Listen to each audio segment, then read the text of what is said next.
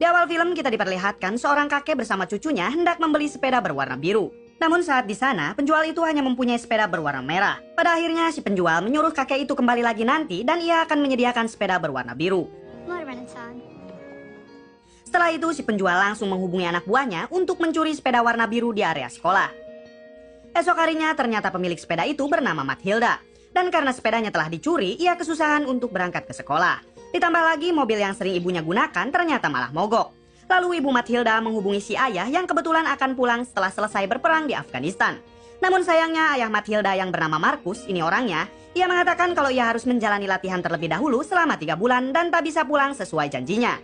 Pada akhirnya mau tidak mau Mathilda dan ibunya harus menunggu lagi selama 3 bulan untuk bertemu ayahnya yaitu Markus. Setelah itu Mathilda yang akan berangkat ke sekolah akhirnya memutuskan untuk naik kereta diantar oleh ibunya. Di sisi lain kita diperkenalkan dengan dua pria yang bekerja sebagai marketing di sebuah perusahaan. Pria itu bernama Otto dan temannya bernama Lenar. Namun karena Otto dan Lenar tidak bisa mencapai target perusahaan, pada akhirnya mereka berdua dipecat pada hari itu juga.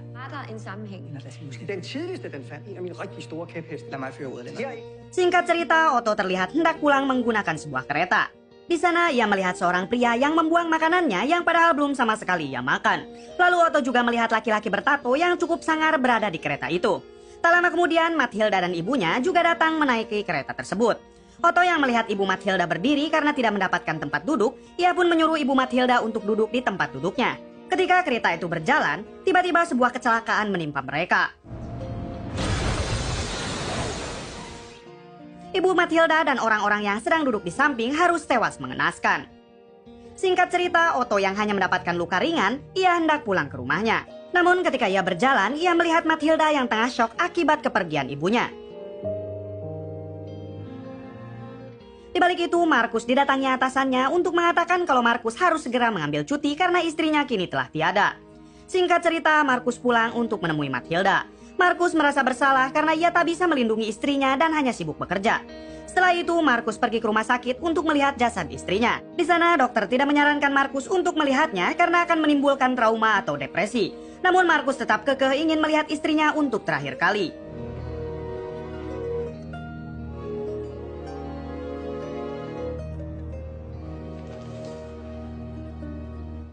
Kembali ke Otto, saat ia di rumah ia melihat berita kalau peristiwa di kereta itu juga menewaskan ketua gangster bernama Eagle.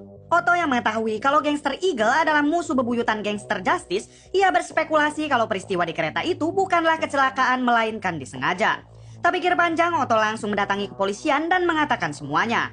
Otto juga sempat melihat di kereta itu ada seorang pria yang membuang makanan yang belum sama sekali ia makan.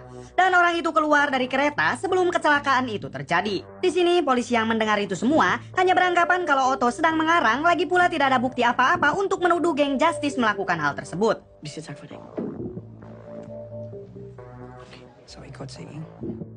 Esok harinya Otto menemui temannya yaitu Lenar. Otto meminta Lenar untuk membobol server kereta api, yaitu untuk mengetahui siapa orang yang membuang makanan lalu keluar dari kereta sebelum kecelakaan itu terjadi. Otto sangat yakin kalau orang tersebutlah yang membuat kecelakaan itu terjadi. Otto juga menganggap kalau para polisi tidak akan mengusut kasus tersebut dan akan tetap berdalih kalau kejadian itu hanya sebuah kecelakaan biasa. Di sisi lain, Markus dan Mathilda masih merasa sangat kehilangan atas meninggalnya sang ibu. Markus sendiri selalu menyembunyikan kesedihannya agar Mathilda cepat melupakan kejadian tersebut. Tak lama kemudian, Otto dan Lenar mendatangi rumah Mathilda dan bertemu dengan Markus. Markus bertanya bagaimana Otto dan Lenar menemukan rumahnya. Otto menjawab kalau hal tersebut adalah sesuatu yang sangat mudah, yaitu karena Lenar adalah ahli pembobol server. Lewat server yang dibobol oleh mereka, mereka tahu kalau ayah Mathilda adalah seorang tentara khusus. Di sana mereka ingin menjelaskan kalau kecelakaan kereta itu adalah hal yang disengaja. Mereka meminta Markus untuk ikut mengusut kasus tersebut. Markus yang mendengar hal itu langsung menyuruh mereka mengobrol lebih detail di gudangnya. Di gudang itu mereka menjelaskan kalau Otto melihat seorang pria yang sangat ia curigai telah membuat kereta itu seolah-olah mengalami kecelakaan. Karena di dalam kereta itu juga ada ketua gangster yang sepertinya sedang diincar. Otto juga menjelaskan kalau ia sudah melaporkan ke polisi. Namun para polisi tetap beranggapan kalau peristiwa itu hanya sebuah kecelakaan biasa. Markus yang mengetahui kalau istrinya tewas bukan karena kecelakaan biasa, tentu ia bertekad untuk segera membalaskan dendamnya. Markus meminta Otto dan Lenar menemukan identitas orang yang dicurigainya itu. Namun sayangnya di sini Otto dan Lennart hanya dapat menemukan foto yang terekam di CCTV dan tidak tahu sama sekali tentang identitas orang tersebut. Jeg er på det, men det er ikke så nemt, Kjell. Din kone og datter står på sekunder inden ulykken indtræffer. Det er nogle uoverensstemmelser, jeg kan løse og prøve at finde. Setelah itu Otto dan Lennart memutuskan menemui seorang temannya yang dapat mendeteksi pengenal wajah agar mereka bisa menemukan identitas orang yang dicurigainya itu. Esok harinya Otto dan Lennart menemui teman mereka bernama Emmentaler. Emmen adalah pria besar yang terlihat bodoh namun sangat jenius. Seharian mereka terus mencocokkan data untuk menemukan tersangka di komputer milik Emmen. Namun sayangnya masih belum juga berhasil. Hingga Lennart menyuruh Emmen untuk menurunkan tingkat akurasinya menjadi 95%. Namun Emmen menjelaskan kalau standar akurasi adalah 99% dan apabila diturunkan ditakutkan menjadi salah orang. Lennart tetap memaksa karena ia sudah sangat bosan menunggunya. Pada akhirnya Emmen menurunkan tingkat akurasi itu menjadi 95%. Dan ternyata mereka berhasil menemukan pria yang selama ini mereka cari. Diketahui kalau pria itu bernama Pele dan ia adalah adik kandung dari ketua gangster Justice. Mengetahui hal itu, Otto semakin yakin kalau motif dari kecelakaan itu adalah bentuk serangan gangster Justice kepada ketua gangster Eagle. Di sisi lain, Markus sangat marah karena Mathilda pulang larut malam. Saat Markus melihatnya, ternyata Mathilda sedang bersama pacarnya. Di sana Markus menyuruh Mathilda untuk segera masuk. Namun pacar Mathilda yang bernama Shiri malah nyeletuk mengatakan dasar si brewok koplok. Markus yang mendengar hal itu langsung berbalik dan menampar Shiri.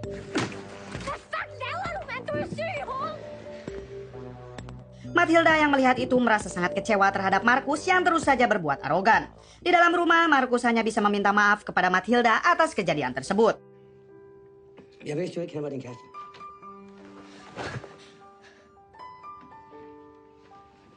Esok harinya saat Mathilda hendak berangkat ke sekolah, Markus menyuruh Mathilda membawa pacarnya ke rumah agar Markus bisa meminta maaf. Tak lama kemudian Markus kedatangan Otto dan kedua temannya. Di sana mereka menunjukkan identitas pelaku kejadian itu. Tak pikir panjang mereka berempat langsung bergegas ke rumah Pele, yaitu adik dari ketua gangster Justice. Sesampainya di sana, Markus bertanya perihal peristiwa kejadian di kereta. Namun Pele malah langsung menodongkan pistol dan menyuruh mereka pergi. Saat hendak naik ke mobil, Markus langsung berbalik untuk mematahkan leher Pele. Otto dan temannya sangat kaget karena melihat hal tersebut. Lalu mereka yang takut sidik jari Markus bisa ditemukan polisi, akhirnya Lennart hendak menghapusnya dengan deterjen. Emmen yang sangat membenci para gangster malah terus menendangi Pele yang padahal sudah tidak bernyawa. Tentu Lennart berusaha menghentikan itu dan menyuruh Emmen untuk segera pergi ke mobil. Lennart menyuruh mereka untuk menunggu di mobil sementara dirinya akan membersihkan tempat itu. Namun saat mengambil deterjen di dalam, Lennart menemukan seorang pria yang sedang disekap. Lennart yang ketakutan malah langsung bergegas ke mobil.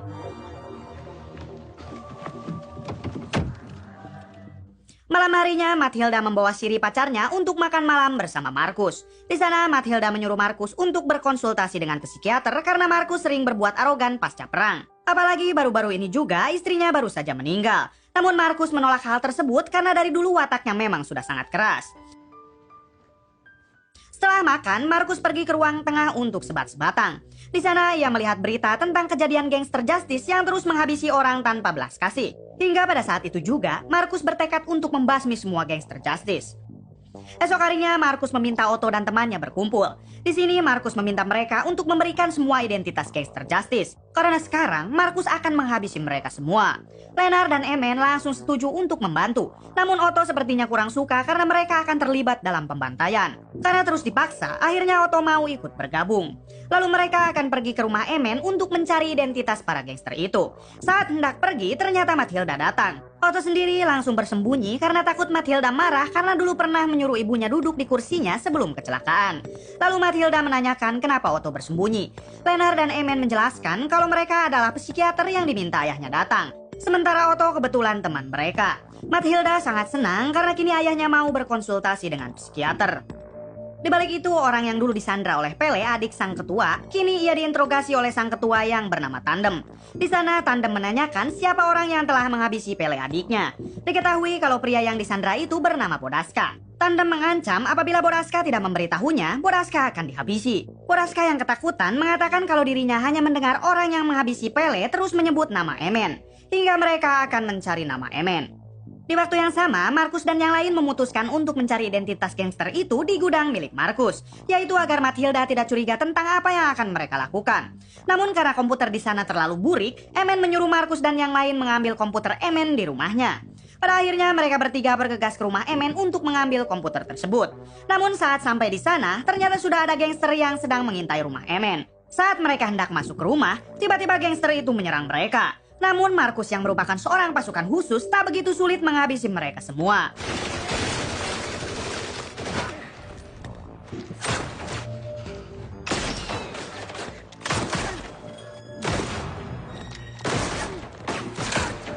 Ternyata di mobil mereka juga ada Bodaska. Bodaska langsung diselamatkan oleh mereka dan akan dibawa ke rumah Markus.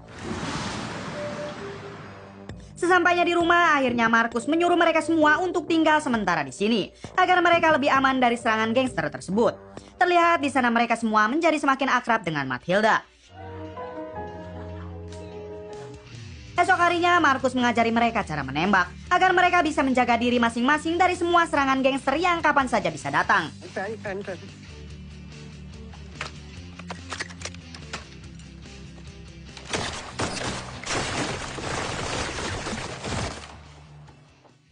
Di sisi lain, para gangster itu sudah tahu kalau Emen mempunyai teman dekat bernama Otto. Dan sang ketua menyuruh anak buahnya untuk mencari Emen atau Otto. Malam harinya, Otto dan Mathilda menjadi semakin dekat. Bahkan pada saat itu, Mathilda menyuruh pacarnya untuk memotret dirinya bersama Otto untuk diupload di Instagram. Sementara Markus dan Emen kini berhasil meretas ponsel para gangster. Dan diketahui kalau sebagian gangster itu akan berkumpul di sebuah bar. Singkat cerita, mereka sudah di depan bar tersebut. Lalu saat para gangster itu hendak pulang, Markus langsung menghabisi mereka. Emen yang tadinya berniat membantu, ia tidak tega ketika hendak menghabisi satu orang, hingga Markus menyelesaikan semuanya. Esok harinya ketika geng Justice sedang berkumpul, salah satu anak mereka menemukan video Otto. Hal itu diketahui karena Siri telah mengupload video Otto di Instagram miliknya. Kebetulan juga anak itu satu sekolah dengan Siri. Di sisi lain, Lenar yang sedang berbincang dengan Bodaska. Di sana Lenar bertanya kenapa Bodaska sampai disekap oleh Pele. Bodaska menjelaskan kalau dirinya anak yang telah dijual ibunya untuk menjadi gigolo. Lenar juga bertanya apa Bodaska tahu tentang kecelakaan kereta api yang menewaskan banyak orang. Bodaska menjawab kalau semua orang di Denmark tentu tahu akan peristiwa itu. Namun pada saat kejadian itu, ia sedang bersama Pele di Jerman. Mendengar hal itu, Lenar sangat kaget karena ternyata selama ini mereka salah orang. Dan Pele dan gangster Justice tidak ada hubungannya dengan kejadian kereta tersebut. Saat dicek di komputer, ternyata benar saja Pele dan orang yang mereka cari selama ini ternyata berbeda.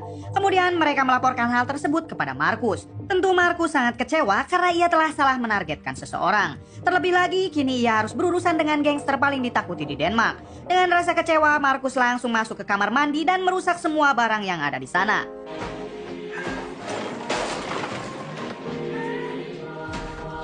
Otto sendiri berusaha menenangkan Markus.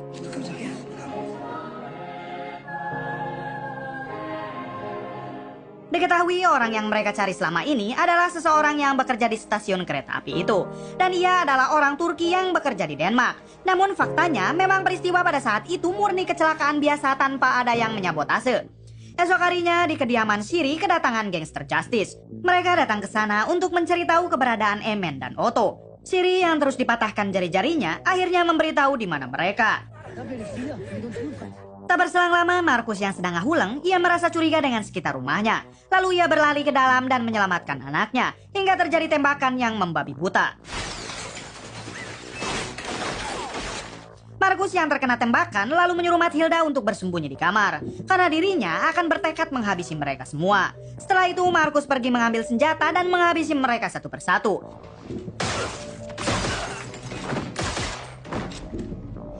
Namun sayangnya Mathilda berhasil dibawa oleh tandem sang ketua.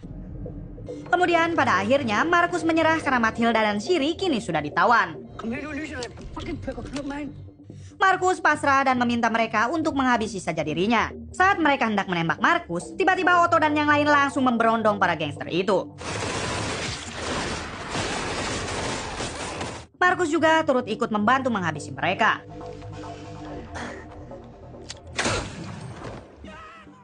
Matilda yang terkena tembakan di lengan kiri, ia langsung dipeluk dan diangkat oleh Markus. Sementara ambulan akan datang beberapa saat lagi.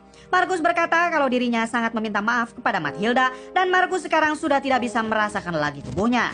Karena kita tahu Markus juga beberapa kali terkena tembakan. Tepat pada malam hari Natal, terlihat Markus dan yang lain sedang berkumpul. Markus dan Matilda kini sudah menganggap Otto dan yang lain adalah saudara mereka.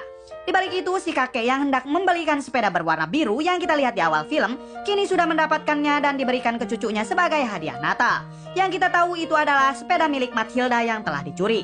Dan karena sepeda itu dicuri, menyebabkan semua kekacauan ini terjadi. Tamat.